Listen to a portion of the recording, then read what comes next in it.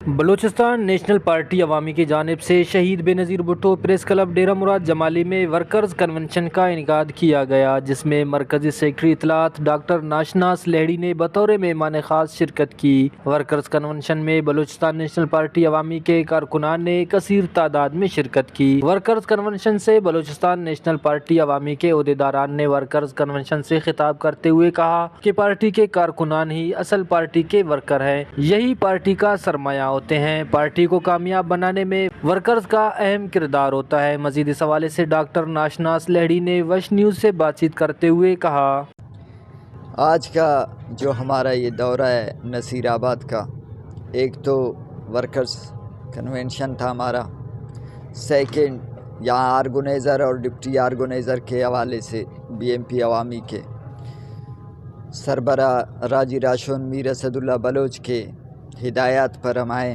اور یہاں پہ آرگنائزر سید گلشاہ اور ڈپٹی آرگنائزر ذاکر رند کا ہم نے چناؤ کیا۔ یہاں پولیٹیکل ورکر کا جو کردار ہے، پولیٹیکل ورکر نے ہر دور میں اپنا ایک پازیٹیو کردار ادا کیا ہے، خواہ وہ کسی بھی پارٹی سے ہو۔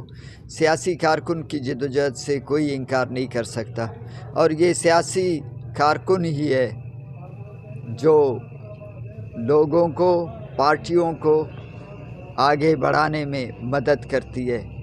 کوئی بھی پارٹی ہو، اس کا جو ریڑھ کی ہڈی ہے وہ ایک سیاسی کارکن ہی ہے۔ بغیر سیاسی کارکن کے کوئی بھی پارٹی کی کسی بھی قسم کی کوئی اہمیت نہیں۔